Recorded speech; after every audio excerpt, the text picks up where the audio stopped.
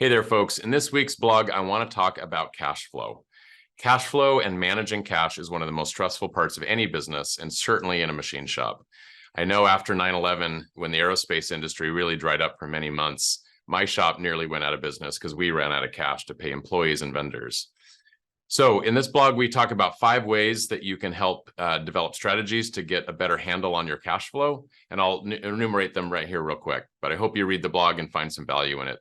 First one is to shorten lead times of your processes.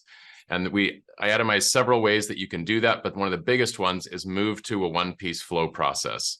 Even in a high mix, low volume job shop, it is absolutely possible to do that, and you can cut weeks out of your lead times, which will not only make your clients happy, but will get you paid faster. When you go to do invoicing, I know a lot of shops where they do invoicing on Fridays or 1 day a week.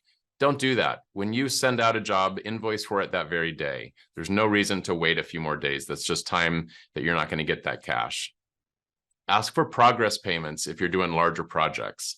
If you are delivering big fixture or making big fixtures or delivering parts on a schedule, ask for progress payments. Get your clients to possibly help you pay for the material up front. A good client will often be willing to do that to help you out with your cash flow. Same thing with your vendors. If you have a lot of material you're buying, don't order the whole lot of it to come in and sit on your floor for weeks on end. Order it with a bigger order, but with scheduled deliveries come in. So your vendors are going to invoice you in smaller batches at a time as you make those parts. That'll help a lot with cash flow. And then the last one is dialing in your job costing.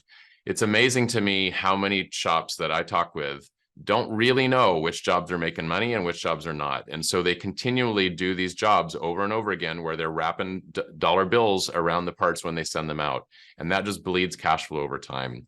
That 80-20 rule applies to this, just like it does in so many parts of the world. So 80% of your losses are being caused by 20% of your jobs. And if you can figure those out and stop the bleeding, you can make a massive impact in that. And the last one, which is not part of the blog, but I just wanted to mention it. You know, we're in a human-human connection here with our clients. Talk to your clients, to your buyers about your payment terms. I know a lot of shops often get strung out by their clients because they just pay late.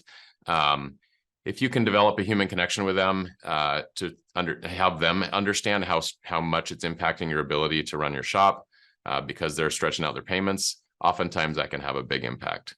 So anyway, I hope these tips are helpful to you. Read the blog below. I'd love to hear your comments about things that have helped you manage your cash flow so you can help pass it along to others as well. So thanks for watching, thanks for reading, and see you on the next video.